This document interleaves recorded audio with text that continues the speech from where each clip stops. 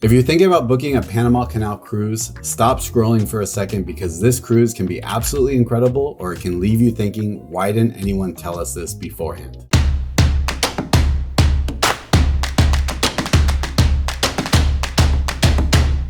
Erika and I have cruised a lot, and the Panama Canal is one of the most unique cruise experiences you can do, but it's also one of the easiest to misunderstand. We made some mistakes our first time, and we don't want you making the same ones. So in this video, we're breaking down the biggest pros and cons of a Panama Canal cruise, the most common mistakes people make, and what you really need to know before you book, so your trip feels like a bucket list experience and not a missed opportunity. Before we jump in, Panama Canal cruises are very different from typical Caribbean cruises. Most are longer itineraries, usually built around one main event, the day you actually transit the canal. And how you plan for that day and the cruise can make all the difference. Mistake number one.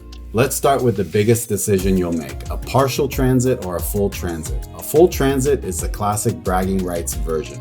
You go ocean to ocean, Atlantic to Pacific, or the Pacific to the Atlantic. But here's the part a lot of people don't think through.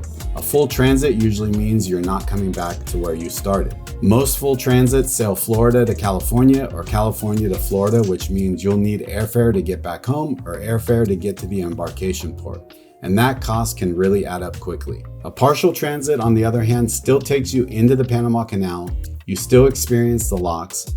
You still spend time in the lake area, but the ship turns around, often making it a round-trip cruise from the same port you started. If you don't choose this intentionally, you might be halfway through the cruise thinking, wait, we're not actually crossing the entire thing? So here's the real decision. If your number one goal is the lock experience, a partial transit can be incredible and often makes more sense financially. If your goal is to be able to say that you crossed the entire thing from one ocean to another, then a full transit is worth it, but just plan for the additional flights and the expenses. Mistake number two, which locks are you actually going to be cruising through? This one's huge, and most first-timers don't even know it's a thing.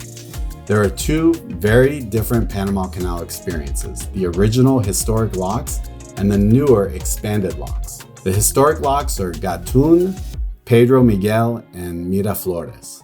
This is the canal most people imagine. The expanded locks are Agua Clara on the Atlantic side and Cocolí on the Pacific side. These were built for much larger ships, and here's the key difference. The old locks have character. They're narrow, the ship is right up against the walls. You have electric locomotives called mules that pull the ship through on tracks, and then those massive steel doors that swing open and shut. The new locks are much wider and more modern. Instead of the locomotives pulling the ship through, you have tugboats that guide it through. The gates slide instead of swing. And while the engineering is impressive, it doesn't have the same old world feel that the old original locks do. And also, this is where the size of the ship that you're on really matters. Smaller Panamax ships can fit through the original locks, whereas newer, larger Neo-Panamax ships cannot and must use the expanded locks. That's why it's critical to find out before you book which locks your ship will use, because that can also influence your decision. Neither option is wrong, but they're a totally different experience. Mistake number three, thinking transit day is nonstop action. A lot of people imagine their Panama Canal day as 10 straight hours of excitement. There are moments where it feels like there is a lot going on and the engineering happening in front of you is pretty amazing, but there's also a lot of slow movement and downtime. And that's not a bad thing, but be aware so you can plan for it. This is a full day event. Have your breakfast, hydrate, move around, and pace yourself. If you expect non-stop action, you're going to be disappointed. Mistake number four. Another big mistake is thinking that you'll just wander outside and get a great view whenever you feel like it. On many ships, the bow is the most popular viewing spot, but it gets rather crowded quickly in the morning. And if you don't have a plan, you'll spend half the day trying to find a decent place to stand. So having a simple strategy would be early in the morning, pick your prime spot, and then midday rotate around the ship. And don't forget the stern. Watching the gates close behind the ship is also really cool. So plan it out because you don't want to be walking around and then stuck behind other people with limited views. Check out the best locations a day or two in advance. On some of the newer ships, the cruise line will actually open up the bow area that is normally only available for crew. So find out if they're going to do that for your particular cruise. And this is one cruise where I'll say this clearly. If you don't normally book a balcony cabin, this might be the time to do it. A balcony gives you a guaranteed view, there's no crowds, and flexibility during a very long day. And balcony placement matters. When we went through, Eric and I had a balcony on one side of the ship, and my grandmother booked a balcony on the opposite side. Because we had access to both, we could move back and forth all day and see completely different perspectives, and that made a huge difference. So keep that in mind. Mistake number 5. There's one more thing we need to talk about, and this is really important if you're considering a Panama Canal cruise. Some ports on these itineraries are not like your typical Caribbean cruise ports, where you can just walk off the ship and explore freely. For example, in Colón, it's a port where cruise lines and crew often recommend staying within the port area or booking an organized excursion.